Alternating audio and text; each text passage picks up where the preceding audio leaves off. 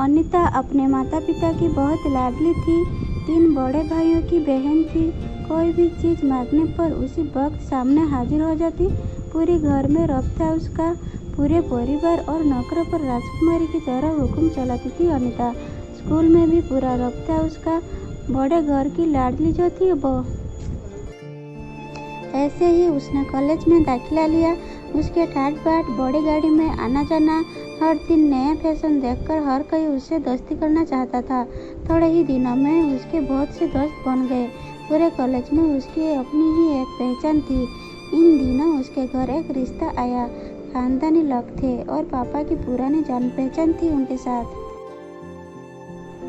अनीता के साथ कोई जबरदस्ती नहीं थी, पर अनीता ने फिर भी हाँ कर दी, क्योंकि वो अपने परिवार से बहुत प्यार करती थी। वो जानती थी कि वो लोग उसका अच्छा ही सोचेंगे। लड़के के नाम राजवीर था। राजवीर काफ़ी पढ़ा लिखा और समझदार लड़का था। ससुराल वाले भी बहुत अच्छे थे। ससुराल में अनीता की जगह वैसी ही थी जैसे कि मायके में। कोई भी कार्य अनीता की सलाह के बिना नहीं होता था। सबकी लाडली बहू बन गई थी वो। फिर उसके घर एक बेटे का जन्म हुआ। चिंटू अनीता को जान से प्यारा था। पता पाकर ससुराल वाले तो फूले नहीं समाते थे। अनीता कभी कभी सोचती कि उसकी किस्मत कितनी अच्छी है। उसका हर अपना उसे कितना प्यार करता है। चाहे जीवन में कैसा भी समय आए, मेरे अपने हमेशा मेरे साथ है। मैं कभी अकेली नहीं हो सकती। कितनी खुशकिस्मत हूँ मैं। पर शायद अनीता की खुशियों को उसकी अपनी ही नजर लग गई थी। एक दिन वो मायके जाने की जिद कर बैठी। राजवीर को बहुत काम था, लेकिन वो फिर भी उसे ले गया। रास्ते में उनकी गाड़ी अन्य गाड़ी से टकरा गई। अनीता, राजवीर और चिंटू बहुत बुरी तरह से जख्मी हो गई। काफी दिनों के इलाज के बाद राजवीर और चिंटू तो ठीक हो गई, लेकिन अनीता पूरी तरह ठीक न हो सकी। सर पर चोट लगने के कारण वो अपनी आंखों की रोशनी खो बैठी। अब अनीता की किस्मत जैसे उल्टे पांव चलने लगी। मायके वाले कुछ दिनों तक उसे मिलने आते रहे। फिर कभी कभार फोन ही करके पूछ लेते कि अब कैसी हो। धीरे धीरे यह सिलसिला भी कम हो गया। ससुराल वालों की सहानुभूति भी कम होने लगी। घर में किसी को पास बैठने के लिए कहती तो जवाब मिलता, बहुत काम है, अब तुम भी हाथ नहीं बटा सकती। राजवीर भी चिड़चिड़ा हो गया था। बस चिंटू ही था उसके साथ, जिसके साथ हंसते खेलते उसका वक्त गुजरता। एक दिन अनीता के हाथों से कुछ सामान गिर गया, जिसकी वजह से चिंटू को हल्की सी चोट लग गई। अनीता के सास ससुर ने चिंटू को उससे अलग कर दिया कि कहीं उसके ना देखने की वजह से बच्चे का कोई नुकसान ना हो जाए। अनीता अंदर से टूट चुकी थी। एक दिन उसने सबके सामने मायके जाने की इच्छा रखी, तो राजवीर उसे तुरंत मायके चढ़ आया, जैसे कि वो भी यही चाहता था। लेकिन चिंटू को उसके साथ नहीं भेजा गया।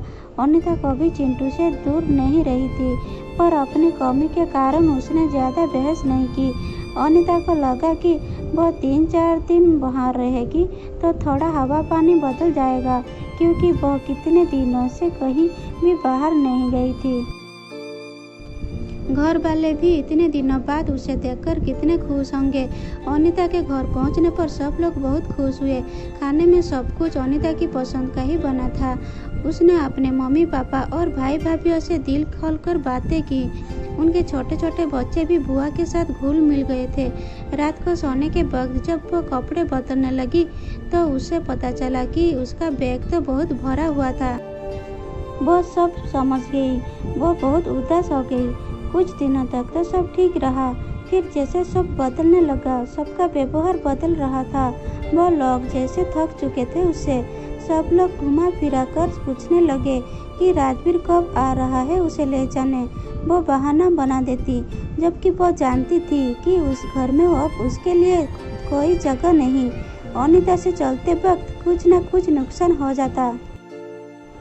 थोड़ी बहुत टोकाटकी उसे सुनाई देती, वो टाल देती। एक दिन उसके हाथों से लगकर एक कीमती फूलदान टूट गया। छोटी भाभी ने बहुत हंगामा मचाया। अनीता के माता पिता रोज रोज के झमेलों से तंग आ गए थे।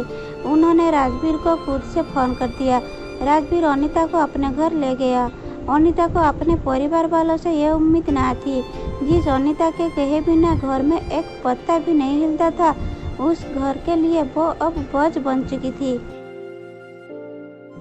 राजवीर के साथ ससुराल आते वक्त वो बहुत खुश थी, क्योंकि वो अपने घर जा रही थी, अपने जिगर के टुकड़े चिंटू के पास। परंतु यह खुशी भी कुछ पल की ही थी। सारा बंदोबस्त पहले ही किया हुआ था। अनीता को सीधे ऊपर वाले कमरे में पहुंचा दिया गया।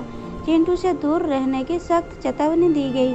एक काम वाली श्रद्धा को उसकी जिम्मेदारी सौंपी गई, जो उसके खाने पहनने जैसी जरूरतों का ध्यान रखती।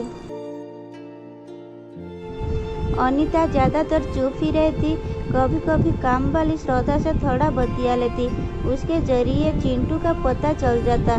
सबकी लाडली बेटी और बहू सबके लिए लाडली से बोझ बन चुकी थी।